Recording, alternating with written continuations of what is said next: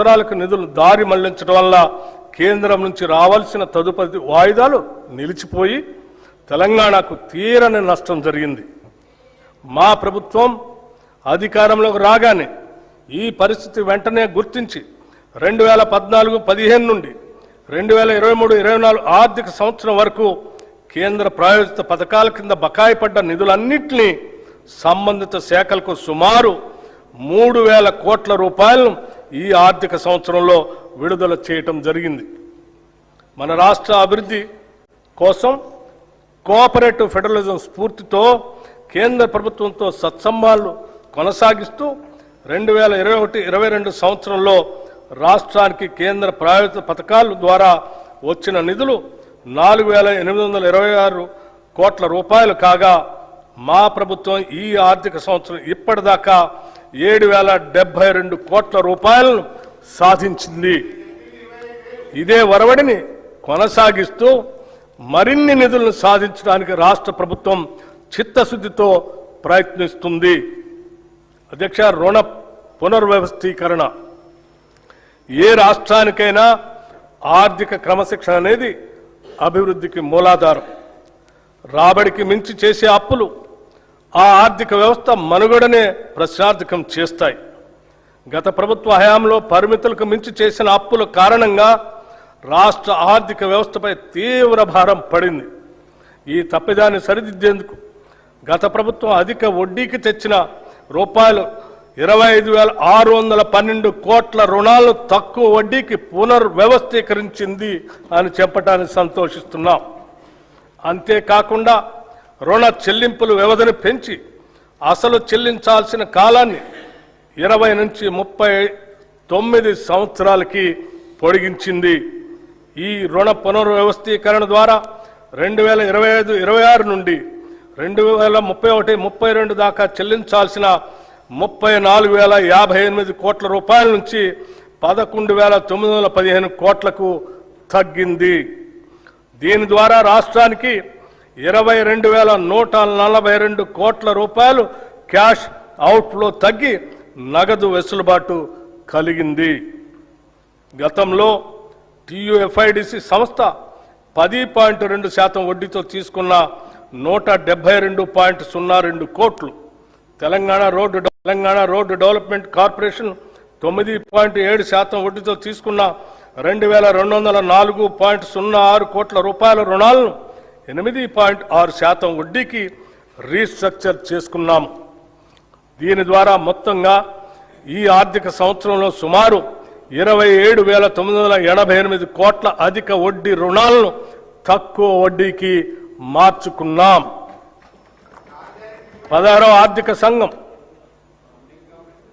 కేంద్రానికి పన్నుల రూపంలో మనం ఏటా 1,000 కోట్ల రూపాయల ఆదాయం సమకూరుస్తుంటే తిరిగి కేంద్ర పన్నుల పంపకాల ద్వారా మనకు ఇస్తున్నది మనం కట్టే ప్రతి రూపాయలో సగటున 42 పైసలే. జనాభా నియంత్రణ పాటిస్తూ సొంత రాబడి పెంచుకుంటూ దేశ ఆర్థిక వ్యవస్థ వెన్నెముకగా నిలుస్తున్న రాష్ట్రాలకు ఈ పంపకం ద్వారా తీవ్ర అన్యాయం జరుగుతూ వస్తుంది.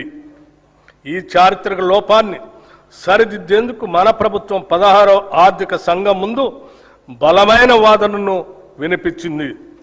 తద్వారా కేంద్ర పన్నుల పంపకం ఫార్ములాలో కేవలం జనాభా ఆదాయ వ్యత్యాసాలు లాంటి అంశాలనే కాకుండా రాష్ట్ర GSDPని కూడా ఒక కీలక కొలమానంగా పరిగణలో తీసుకునేలా మెప్పించి ఒప్పించడంలో మన ప్రభుత్వం విజయం సాధించింది. దీని ద్వారా తెలంగాణ వాటాను 2.102% నుండి 2.174%కి పెంచటం జరిగింది.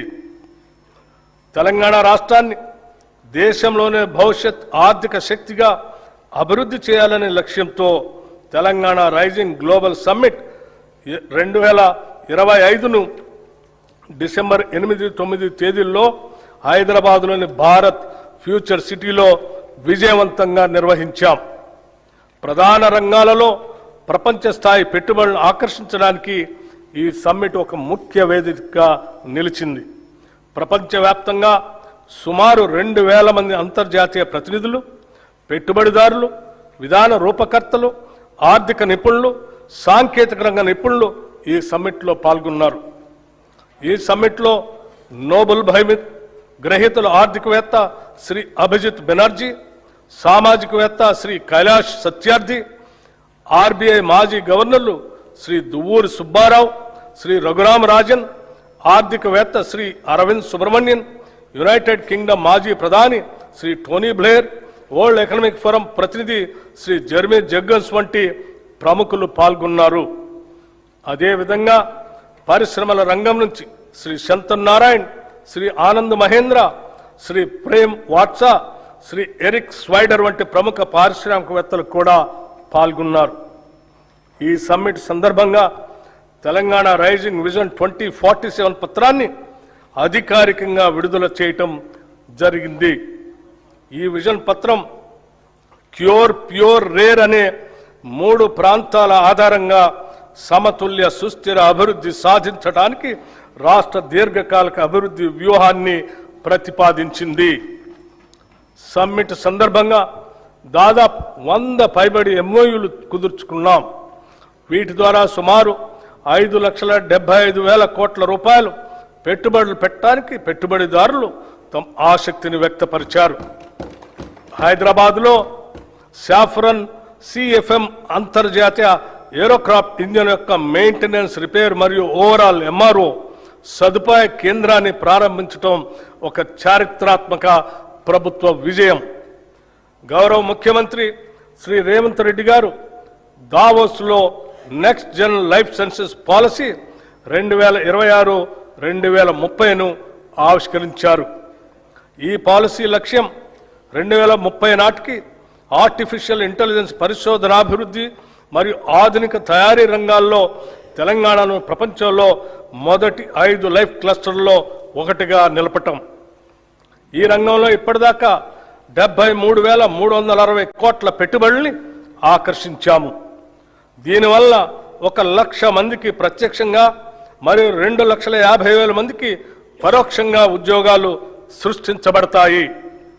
సింగపూర్కు చెందిన ఏజీఐడిసి, వియత్నాంకు చెందిన వెన్ గ్రూప్, జేసీకి ఇన్ఫ్రా ప్రాజెక్ట్స్ లిమిటెడ్ సంస్థల నుంచి మొత్తం 1,03,500 కోట్ల రూపాయల పెట్టుబడులు వస్తాయి. ప్రణాళికాబద్ధంగా అభివృద్ధి సాధించడానికి, ఈ అభివృద్ధికి ప్రజలను వారసులను చేస్తూ ముందుకు సాగటానికి అంతర్జాతీయ స్థాయిలో ఎక్కడా లేని విధంగా క్యూర్, ప్యూర్, రేర్ అనే 3 ప్రధాన ప్రాంతాలుగా గుర్తించాం. క్యూర్లో సేవా రంగానికి, ప్యూర్లో ఉత్పాదక రంగానికి, రేర్లో వ్యవసాయ మరియు వ్యవసాయ అనుబంధ రంగాలకు ప్రాధాన్యత ఇస్తూ రాష్ట్రాన్ని అభివృద్ధి చేస్తున్నాం. Hyderabad outer ring road ORR లోపల క్యూర్ ప్రాంతంలో technology, artificial intelligence, global capability సెంటర్లు, పరిశోధన, అభివృద్ధి, స్టార్టప్, ఫైనాన్షియల్ సర్వీసెస్ సంస్థలు మరియు ఇతర సర్వీస్ సెక్టార్లను అధిక విలువైన సేవల కేంద్రంగా అభివృద్ధి చేయాలని నిర్ణయించాం. తెలంగాణలో పట్టణ జనాభా 2031 నాటికి 53.8% చేరుకునే అవకాశం ఉంది. ఈ నేపథ్యంలో క్యూర్ ప్రాంత పరిధిని కాలుష్యరహితంగా నెట్ జీరో మార్చేందుకు కావలసిన అన్ని చర్యలు తీసుకుంటున్నాం. సందర్భంగా health policy, Hyderabad industrial lands transformation పాలసీని కింద కాలుష్య కారక పరిశ్రమలను ఓఆర్ఆర్ బయటికి తరలించేందుకు మరియు సింగిల్ యూజ్ ప్లాస్టిక్ వినియోగాన్ని నిషేధించేందుకు చర్యలు తీసుకుంటున్నాం. క్యూర్ పరిధిలో ప్రస్తుతం ఉన్న పెట్రోల్, డీజిల్ ఆటోలను రెట్రో ఫిట్టింగ్ ద్వారా ఎలక్ట్రిక్ వాహనాలుగా ప్రభుత్వ ఖర్చుతో మారుస్తాం. Peri urban region economy, outer ring road, regional ring road మధ్య ప్రాంతాన్ని మ్యానుఫ్యాక్చరింగ్ హబ్గా అభివృద్ధి చేయాలని లక్ష్యంగా పెట్టుకున్నాం. ఈ ప్రాంతంలో తయారీ పరిశ్రమలు, ఎంఎస్ఎంఈ క్లస్టర్లు, లాజిస్టిక్ హబ్లు, పారిశ్రామిక పార్కులు ఏర్పడేలా చర్యలు తీసుకుంటాం. దీని ద్వారా ముఖ్యంగా పెద్ద ఎత్తున ఉద్యోగాలు సృష్టించబడతాయి. ఈ ప్రాంతం తెలంగాణ ఆర్థిక వ్యవస్థకు తయారీ కేంద్రంగా, మ్యానుఫ్యాక్చరింగ్ ఇంజన్గా మారనుంది. రీజనల్ రింగ్ రోడ్ అవతల ఉన్న ప్రాంతాలను వ్యవసాయ వాల్యూ యాడెడ్ ఆర్థిక వ్యవస్థగా ఏర్పాటు చేస్తున్నాం.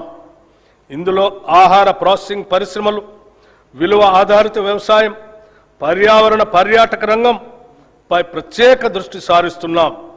దీని ద్వారా గ్రామీణ ప్రాంతాల ఆదాయం పెరిగి సమగ్ర ప్రాంతీయ అభివృద్ధి సాధ్యమవుతుంది. హైదరాబాద్ అభివృద్ధికి ప్రభుత్వం పలు చర్యలు తీసుకుంటుంది.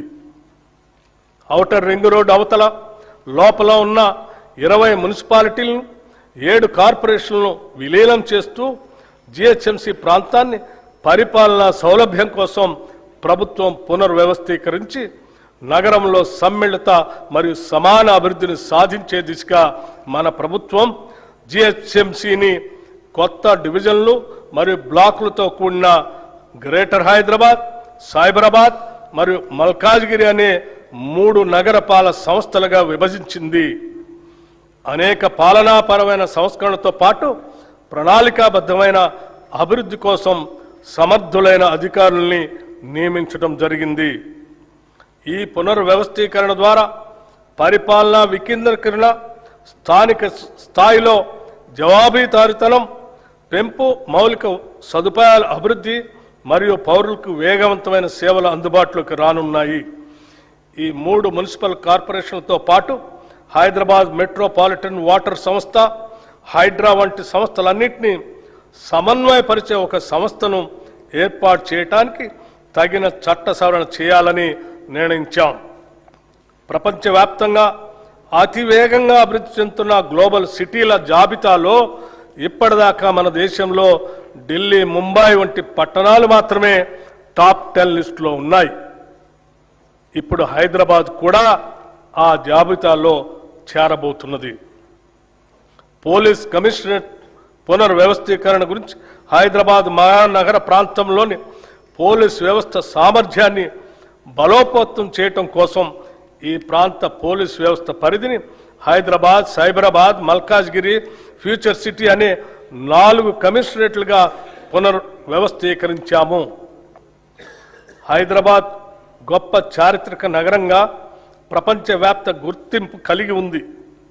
ఆనాటి కుతుబ్ షాహీల నుండి నిజాం పాలకుల వరకు ఆధునిక కాలంలో హైటెక్ city, outer ring road, Shamshabad విమానాశ్రయం వంటి అద్భుతాలతో ఈ నగరం నిరంతరం అభివృద్ధి చెందుతూనే ఉంది. నేడు గౌరవ ముఖ్యమంత్రి శ్రీ రేవంత్ రెడ్డి గారి దార్శనిక నాయకత్వంలో తెలంగాణ మరో చారిత్రాత్మక అడుగు వేస్తుంది. అదే 30,000 ఎకరాల్లో ఏర్పాటు చేసిన భారత్ ఫ్యూచర్ సిటీ.